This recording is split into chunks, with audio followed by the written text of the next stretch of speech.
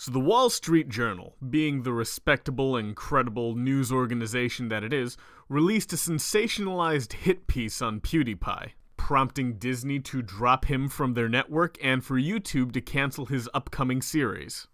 Shockingly, a lot of people didn't like that a news organization decided to go after an entertainer's income by contacting their branding affiliates, especially when their primary criticisms of him do not actually reflect his character. Now, despite the overwhelming support PewDiePie has gotten in the last few days from content producers and viewers, Polyganda, another highly reputable news organization, decided that it was time to explain why PewDiePie was losing the fight. PewDiePie, or Felix Arvid Ulf Kjellberg, probably didn't pronounce that correctly, but if he wanted me to pronounce his name, he shouldn't have been Swedish, is likely one of the most powerful individuals in gaming. His channel has over 53 million subscribers, and his videos have made him incredibly wealthy. Forbes estimated his earnings at approximately $15 million in 2016, making him the most successful personality on YouTube by far. If Polyganda wanted to dispel the notion that the media is attacking PewDiePie specifically because he makes a lot of money, they're off to a bad start. It's part of what makes his anti-Semitic humor and use of Nazi imagery so hard to dismiss, and what likely forced Disney and YouTube to terminate or limit their relationships with him. But that's only part of the story. Kjellberg is a young guy with a huge audience who loves laughing at his own messages about killing Jews, and he's very upset the media isn't willing to laugh along with him. It doesn't work that way. Well, of course it doesn't work that way. Sometimes shitty media outlets with no standards will write hit pieces about you specifically to ride the coattails of your fame, while pandering to perpetually offended children who want nothing more than to have their narratives reinforced. There's a distinction to be made between an anti-Semitic joke and a Jew joke.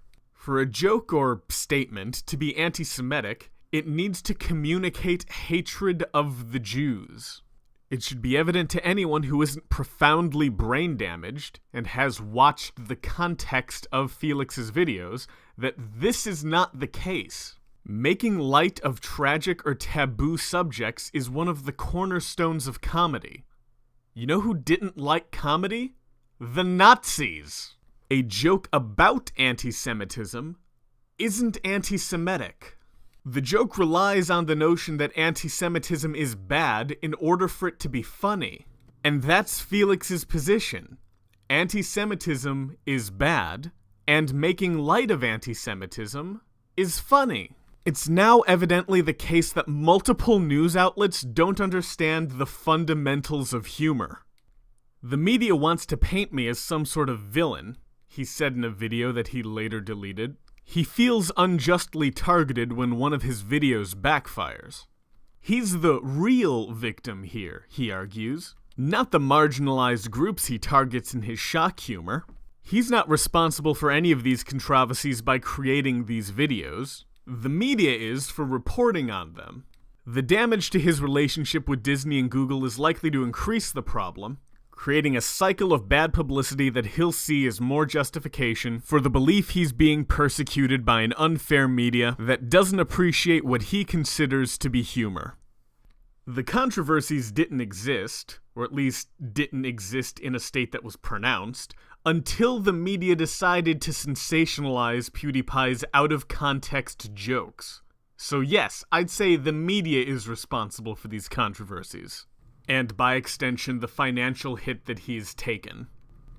There is another important aspect to this portion of the article, and it's in the phrase, what he considers humor. Polyganda is seemingly aware that Felix's intention was to be humorous, and even if they didn't find it funny, they should understand that it wasn't an incitement or endorsement of hatred. But that doesn't matter to them. Whether or not he endorses hatred of the Jews is besides the point. He used the wrong words, and I'm glad he's being punished for it. It's times like these I'm glad there's ethics in games journalism. Kjellberg believes there's a way in which he can enjoy his fortune and influence in peace. without being held responsible for the actual content of his videos. And he finds the press's inability to provide him that option deeply unfair. That first sentence isn't dripping in envy or anything. As for being responsible for the content he puts out, I think he's willing to accept that responsibility. But that's not what you're asking him to be responsible for. You're asking him to be responsible for other people's interpretation of his content. It's not unfair that he's being treated critically by the media, it's that the media's criticisms of him aren't applicable. And this is why the title of your article, that PewDiePie is losing the fight, is both ironic and counterproductive. It's ironic because by almost every conceivable metric, PewDiePie is performing considerably better than most traditional media outlets. And it's counterproductive because this is why he is.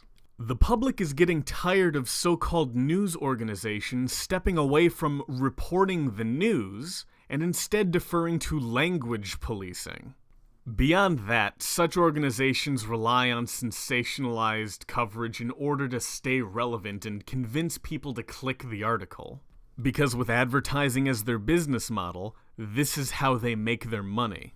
But we're living in an age when personality-driven content is becoming more attractive to the public. Yes, both new and old media rely on advertising to be profitable, but when someone goes to view a PewDiePie video, they aren't going for the sensational headline. They're going for PewDiePie. And that's why, contrary to what you've said, PewDiePie is going to win. There's a lot more of the article, but there's not much more to it, if you understand my meaning. The article in its entirety is linked down below if you'd like to read it for yourself, but all of the major points I feel have been covered.